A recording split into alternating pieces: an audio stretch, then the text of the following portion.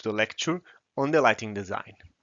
The lighting is known to be of high importance in building design since it affects not just the visual comfort of the user, but also the thermal comfort and energy performance of the building. Nowadays, thanks to the development of simulation methodologies and adequate performance indicators, the light evaluation is becoming a more common practice, especially thanks to the sustainable protocols such as LEED and WELL that includes the lighting design inside their mandatory credits. The lighting design must be considered from the early stage of the design. In fact, in the early phases, it is important to assess the light availability within the space, in order to optimize the transparent aperture of the building. In a second advanced phase, the control of the lighting must be considered, as well as its interaction with the building energy consumption and thermal comfort. This module will provide you with a methodology to assess potential of the lighting inside the building and show the main indicators and tools to perform the light analysis. Several indicators exist for evaluating the light and glare issues within buildings. In general, the lighting matrices can be categorized as follows: minimum level of daylight, integrated minimum and maximum level of daylight, possible discomfort for excess of daylight, and glare probability. For early design scope, the first three are usually considered, because those give a relatively fast overview of the daylight availability within the space, while the latter are mainly used in more advanced stages, where the facade control for preventing glare and overheating is required.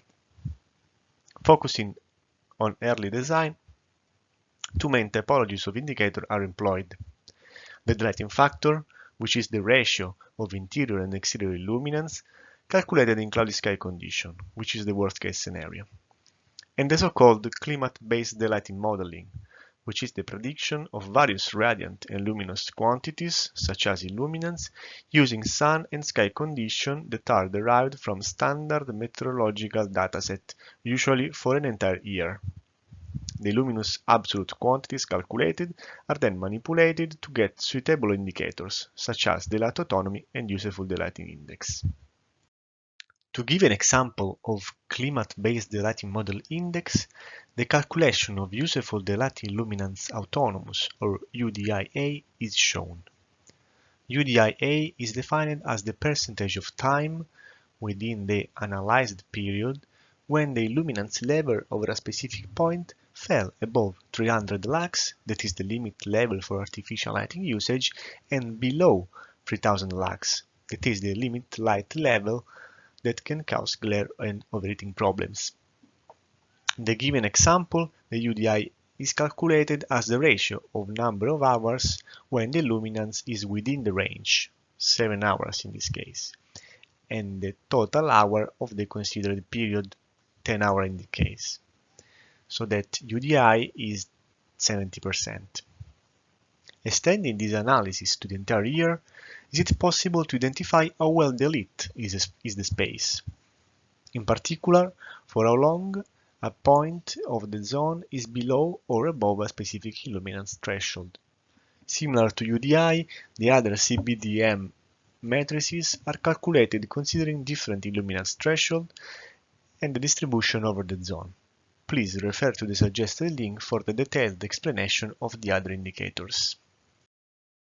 Radiance is an open-source lighting simulation tool, which has been largely validated. It is considered as the most reliable tool for lighting simulation, and for this reason is used as engine in the main simulation tool on the market.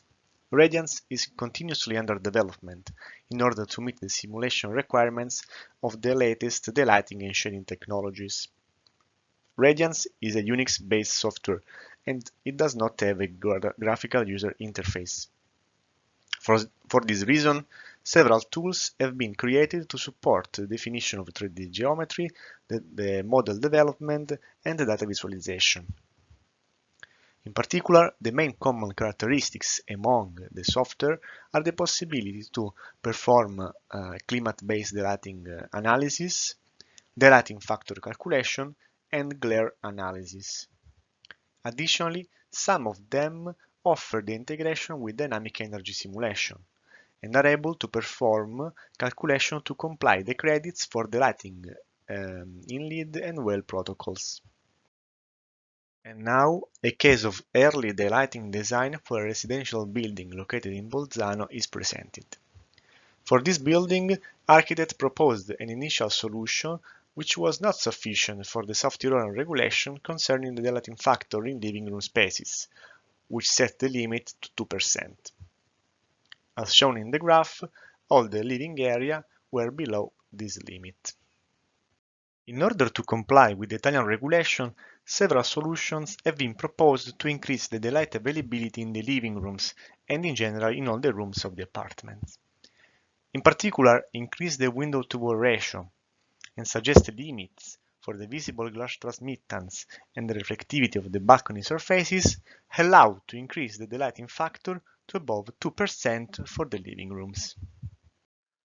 Additionally, a detailed annual analysis of a typical meteorological year was performed to evaluate with a higher degree of detail, compared with the daylighting factor calculation, the performance of the building, and UDI metric was calculated for each room. As shown in the graph, south-oriented apartments have a really high quality of light. UDI values are on average above 60%. Apartments oriented on east and west have an optimal light level where required by the regional regulation, while in the other areas the levels are sufficient for the room functionality.